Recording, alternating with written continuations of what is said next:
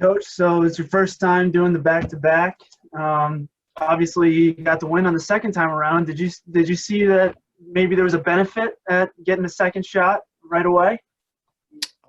Yeah, I mean, obviously, I'm going to say yes because we won, but no, I thought, we had more information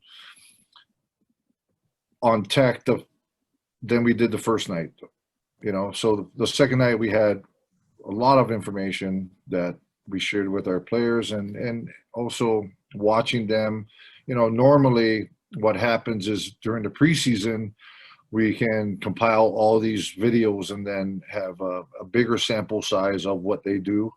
But this time, we didn't have anything. So it was almost like our first preseason game going into the first match. But and not to say that's why we lost, but we just shot ourselves in the foot, made a lot of mistakes, but they also played well. So but we came back the second night and we made some adjustments, and I think we made some good adjustments and minimized our errors.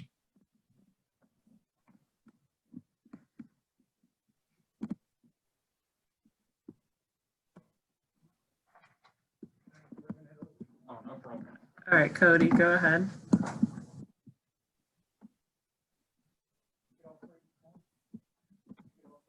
Coach, just your first time traveling this season, how do you think it went with the, all the protocols and precautions you're having to take this year?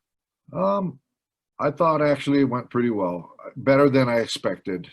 We were safe, we were careful, and our trainer Taylor Tedeschi did a nice job of handing out wipes and disinfectants and all that stuff. We wore a mask and a shield on the airplane, at the airports, and all that. And then also when we played, we wore a mask as well. So, I thought it went as well as it could. And, we're glad we came back with a victory.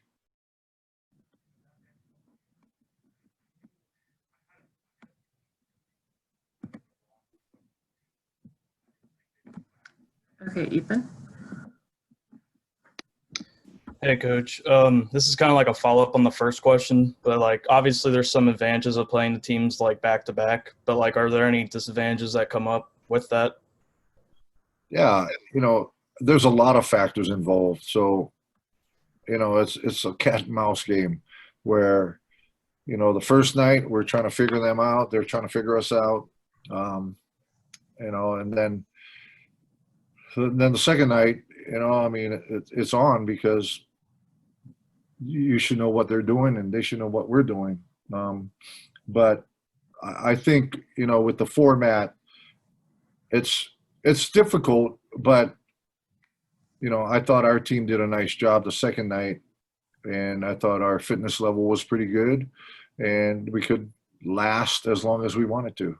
So that's important for us. And, that's what we stress to them, that, your skill and your fitness level has to be good to compete at a high level.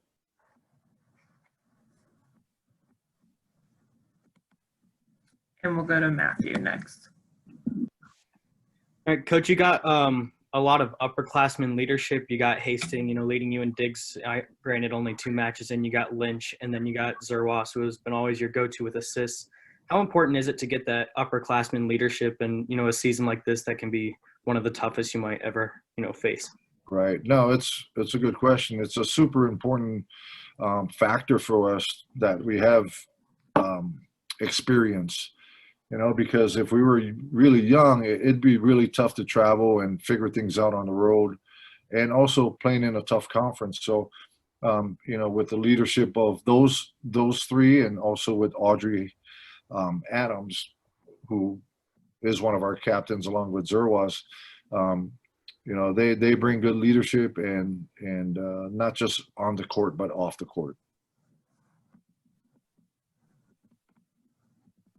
Samuel, go ahead. Coach, on the flip side, you had a lot of young players make their debuts, especially someone like Sky, who really made an impact in the first 2 games of the season. How did it feel to obviously get the win, but get some positive experience for the new faces? It's always great when, you get young players who can contribute right away. And Sky did a nice job. Her jump serve wasn't working, so then she switched, and she served well. More importantly, she passed and dug well. So that gave us, a lot of opportunities. Last year, I told my team this, that, I thought our middle back was kind of a black hole.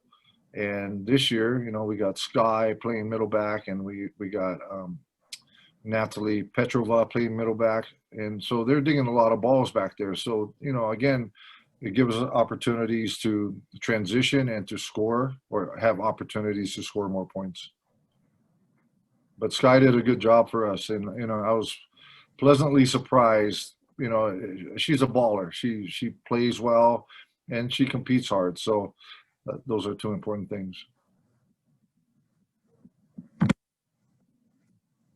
Cody, we'll go with you. So with obviously the abnormal run up to this season, all the restrictions that were in place for preparation, do you think that could increase parity this year, or do you think the teams that handled it the best are going to be, that much better than everybody else? To answer your first question, I think there will be parity. And just from the first weekend, the only team that, Oklahoma played Texas, but everyone else except for TCU, who didn't play, is 1-1. So they split. Iowa State split with Kansas State. We split with Tech. Who's the other team? And then Texas beat Oklahoma twice. And I'm forgetting one team. Someone else split. Oh, Kansas and Baylor split. And Baylor, was the co-champs last year. And, they were in the Final Four. So, anything can happen. And it's a tough conference. So every night's a battle. And but playing back to back too, I also think you got to be prepared and you got to be ready, not from just a physical standpoint, but a mental standpoint. And back to Matthew. So kind of going back to kind of the dynamic of the upperclassmen versus underclassmen, you've also got someone like Emmy, who's in second on the team in kills right now. What's kind of that dynamic as far as having those upperclassmen that are leaders, but also having the underclassmen that can learn and kind of build and kind of create and keep the culture going, learning from the upperclassmen? Well, and that's what we preach to our team. You guys got to be good learners. And if they can learn and produce, then, we can start building tradition. And that's what we have tradition, but we haven't had the tradition, say, like Penn State has, or Stanford has, or UCLA has. We want to get to that point. And my job is to bring good players in and teach them how to play and, train better and compete harder. So, it's nice to see the young players step up. And with that being said, then, the future is bright. And we'll go to Ethan. So, Coach, you got Kansas State Thursday night and Friday night. What should you be prepared for from them? Like, what should we expect from Kansas State this year? And how should you prepare for them, or how did you prepare for them this week? They're a good team. They beat Iowa State, who was consistently in the top 3 or 4 in our conference and make the NCAA tournament. So that's a great win for them. They're good, and the way we're preparing is we got to stop them from doing what they want. And, and we got to execute on our side. We got to control the ball better. We got to make better decisions on our hitting. And the good thing is we're at home, and our kids love playing at home. And hopefully, we can take one game at a time and compete it as well as we can. And Samuel, go ahead. You got a bit of a passing mention earlier Coach. But Brianna obviously leading in kills both games or both matches. She's definitely a player that seems to make a direct impact on the outcome of the game. And how does it feel to have a player like that on your squad? It's always nice. It's, you know, she can be our go-to player.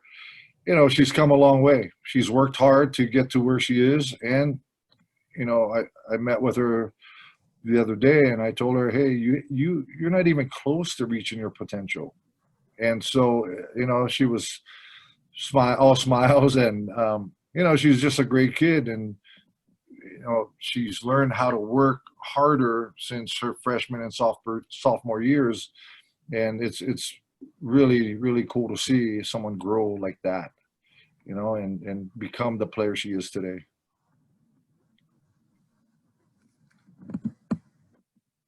Any other questions for Coach? Go ahead, Sam. I don't think anybody hit on this yet, Coach. You did get the win in the second one, but the back-to-back wasn't necessarily perfect. What critiques did you have from your team after going into the weekend? Could you repeat that? I'm sorry. I'm sorry, Coach. What critiques did you have for your squad after your first two matches against Texas? It's, you know, we just every opportunity we step on the court, we have to learn from. And, you know, whether it's good things or bad things, right? So this week when we practiced, it's how we control the ball on our side. You know, we got to make more plays. We got to, you know, one of our mottos is, you know, you got to keep the ball off the ground and make one more play to help our team score one more point. And if we can do that, then at least we're going to be in the game and we're going to have more opportunities. But my thing is, if you compete hard, then it trumps a lot of things. And if we take care of the ball on our side, then at least we're in control of our destiny. And so, I mean, that's what we're working on. You know, yeah, we have some experience, but we're also young. So we do make mistakes and we just got to overcome those things quick and not let that affect us, or we can't be dwelling on that all the time.